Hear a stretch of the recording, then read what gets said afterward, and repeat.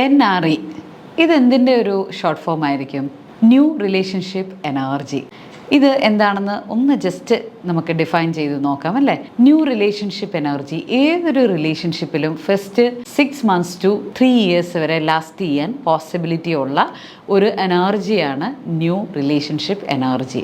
ഇനി ഈ ഒരു എനർജിയുടെ സ്വഭാവം എങ്ങനെയാണെന്ന് ചോദിച്ചാൽ നമ്മളുടെ കൂടെയുള്ള ആളുടെ ഗുഡ്നെസ് മാത്രമേ കാണത്തുള്ളൂ, നമ്മളും അവരും കൂടെയുള്ള സിമിലാരിറ്റീസ് മാത്രമേ കാണത്തുള്ളൂ, നമ്മളും അവരും തമ്മിലുള്ള ബോണ്ടിങ് ഭയങ്കര കൂട്ടാനായിട്ട് ഭയങ്കരമായിട്ടുള്ള സമയം സ്പെൻഡ് ചെയ്യുക, ഒരുമിച്ച് ആക്ടിവിറ്റികൾ ചെയ്യുക, ഇങ്ങനെ എല്ലാം ഭയങ്കര ഒരു ഹൈ എൻഡ് എനർജിയിൽ റിലേഷൻഷിപ്പ് പോകുന്ന ഒരു റിലേഷൻഷിപ്പ് തുടങ്ങുമ്പോൾ ഉള്ള പീക്കിലുള്ള എനർജിയാണ് നമ്മൾ എന്ത് വിളിക്കുന്നത്?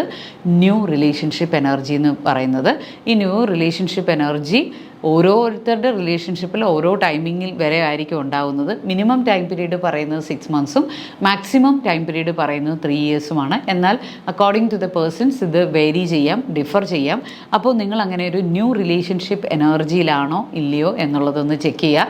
പക്ഷേ ന്യൂ റിലേഷൻഷിപ്പ് എനർജിയുടെ ഒരു നെഗറ്റീവ് സൈഡ് എന്താണെന്ന് ചോദിച്ചാൽ നമ്മളുടെ കൂടെയുള്ള ആളുടെ വീക്ക്നെസ് കാണാൻ പറ്റില്ല.